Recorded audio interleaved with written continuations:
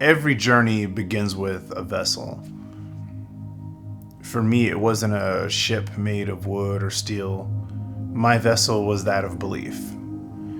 A belief that somewhere beyond the muggy skies of the city, the horizon of lights, the cage of concrete, that there was land. And in that land for me was freedom, a space to grow, to breathe, to become something more than what any institution could make me out to be.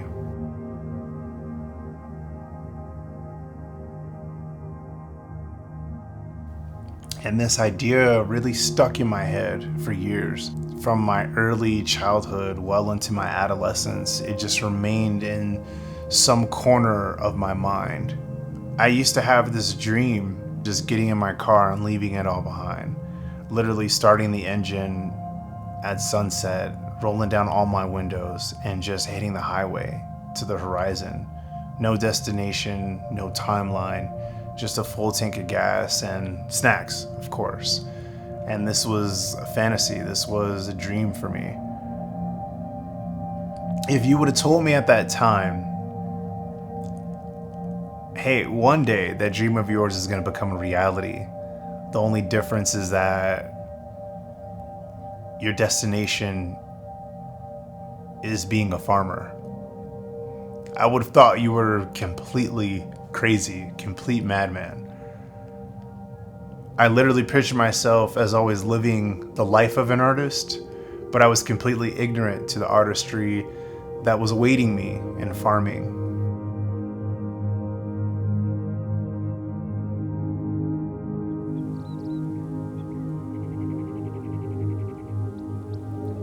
So, how did I get here?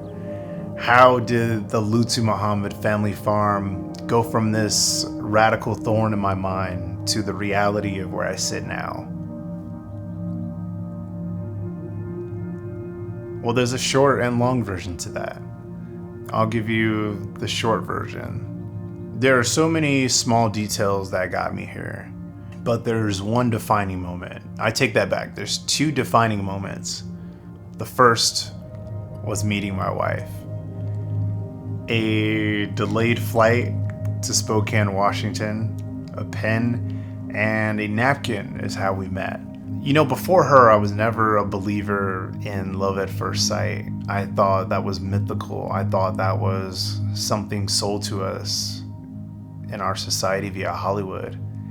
And then in a smile that can change, in a connection of eyes, you're made to know that real love can happen at first sight. And that's what it was like meeting my wife and seeing her smile for the first time. I just knew. I was so nervous and without words. It was like being starstruck, and I've never been starstruck before. I've heard of people talking about it, and I really had no words to say to her. I had nothing to say. Yeah, here's this woman just standing in front of me with this smile in these eyes. And the best thing I could think of to come up with was, can I help you with that bag? And she was like, no, I'm good. And so that's where the pen and the napkin come in to save me. We eventually boarded the flight, and before we departed, I wrote my number on a napkin and I gave it to her. Plane leaves, we land in Spokane, and I wait. And that must have been the longest time I've ever spent, or at least it felt like the longest time I've ever spent in Spokane, Washington. And eventually, I swear she waited 24 hours, but eventually she did reach out to me. And it was so. From that day, we were attached at the hip, quite literally.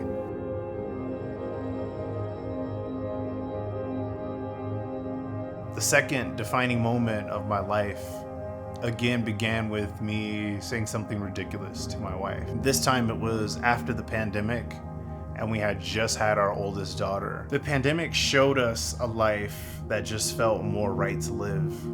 Through it, we were living in Hawaii, and When everyone had run out to buy toilet paper, we actually ran out and we bought seeds. Now, my wife and I watch a lot of Walking Dead, and whenever she's pregnant, she goes through this phase of wanting to play zombie shooting games. So apocalypse style, end of the world concepts are always kind of floating in our head. For us, we weren't really sure how this pandemic thing was gonna go, but we almost had this like funny underlying concern of like, what if this is the zombie apocalypse we see in these shows and in these games? And because of that, we went out and bought seed.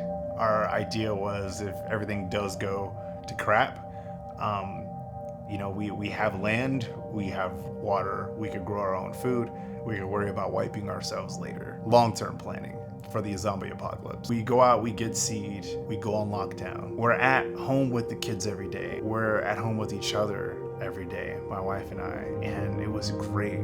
It was some of the best early times of our lives growing as a family. We did everything we always wanted to do as a family. Kayaking every day, hiking every day. We were doing beach, barbecue, literally every single day. And we had a garden. And in that garden, we grew. We grew seeds. We grew closer to each other, closer as a family. The garden became this focal point of our happiness. It became this focal point of us collectively enjoying being with each other. It just made everything so right and so real. We had this experience during the day of being with each other, these memories, these, having fun, or, the kids getting into trouble, or us getting tired, me, falling asleep at the beach. Like, we had all these experiences, and then the garden tied that all together. The pandemic came and went. After it went, we went back to our lives prior. My wife and I went back to work, kids went to school. Something just didn't feel right. Something felt off. We knew at that point that we had to get back to that feeling, that post-pandemic life we lived. To us, it was how family life is supposed to be. It was purposeful. We got to experience life in the fullness. And it was hard to come back from that. It was hard to go back to this life that we were told was normal. You spend so much time getting told this ladder that you're supposed to go through in life. You go to school, you go to college, you buy a house, you do this, you do that. You're told that that's success on this linear plane. But then you never get to really experience something that you like or love, unfiltered, freely. For us, that's what we got. We got to experience what we love, which is growing as a family freely. No restrictions, no timeline, no destination. Our way of getting back to that was we started looking at farms to buy. We looked forever and ever, and we just weren't finding anything that met our family's needs. It was either so expensive and beyond our budget, or it was so rural and it gave such a hills have eyes creepiness that we were like, we'll never be comfortable in a place like that. In our frustrations and in our exhaustion from just looking so much, I said the second craziest thing I've ever said to my wife. I told her, if we buy land, I could build us a house. It came out. I don't know where it came from, but it came out. She looked me square in the eyes and she said, do you know how to do that? And I said, yeah, again, without hesitation. Now, a little backstory about me. I've always been a Renaissance man. Through life, I've collected a number of different skill sets. Building a house was not outside of any of my skill sets. That's not what worried me. That's not what frightened me. What frightened me was the fact that my wife agreed to something so quickly that I just put on the table. We're talking about something so heavy. We're doing something completely new. And it was just me and her. We didn't really understand the gravity of that very small conversation that led to what we have now, but maybe that's a good thing. My wife trusted me so much. Maybe that's what scared me the most, was that by that point, that was us. Regardless of what crazy idea I would say, she had so much belief in me that if I said it, she was like, okay, like, let's do that. And here we are, 20 acres and a tractor later, all from that one slip of frustration, slip of a sentence, of a phrase. And yeah, here we are. I'm so thankful to have found her. I'm so thankful to, of all the experiences people have in their life, I got to meet and find my best friend. And I got to marry that best friend. And I get to grow with that best friend. And I learned from all that. I have to be very careful about what ideas I put past her now, because, we're so much alike and we've grown so close to each other that we can be irresponsible. Our trust in each other is so there that, I may say something crazy and she's like, okay, let's do it. Or she'll say something crazy and irresponsible, which she's done before in the past. And I'm like, yes, let's do that. So I have to be careful with what I say to her now, but the level of trust that we have with one another, I'm so thankful for it. But getting back to the story, we found land and we started building. We started growing again, stepping back into freedom. We found that freedom in a very unlikely place in southeast Arizona. Dusty, bright, quiet, in a way that felt very ceremonial. Arriving with our kids, with our hope, with faith. No roadmap, no clue as to how we should do this, how we should go about it. And if I'm being 100% honest, the land didn't really open its arms to us when we got here. It made us prove we belong. The ground was dry, the sun was just loud. But we tilled, we grew, we planted, we prayed. We failed so many times. As a man, I've never experienced so much failure in a concentrated amount of time than moving out here and trying, taking on farming as this new way of life. I've never experienced so much failure within a 12-month period. I literally failed at pretty much everything. But we kept going, and we kept going together. There were nights where literally the wind just knocks the breath of your motivation out of you. Our crops had wilted, our money thinned, doubt started kind of whispering in our ears a little bit, like, did we make the wrong choice? But we stayed anchored, we stayed with it. Maybe it was faith, maybe it was the fact that our children were watching us. Maybe it was the fact that we knew our cultures and we knew that our ancestors had weathered far worse than this, and yet they stayed grounded. They stayed the course. We kept planting. It took time, it took pain, but difficulty transitioned to ease. Our efforts finally started to kind of take root, and our path was set before us.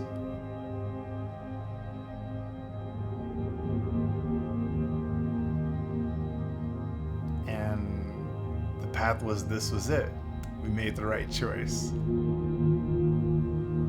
It became life, liberty, and really the pursuit of happiness. The land had accepted us. The basil thrived. The tomatoes ripened in the sun. Our meals fed not just our stomachs, but they fed our memories.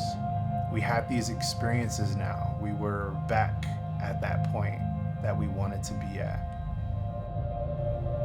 Growing food became our destination, our bond. It gave us this life that we yearned for.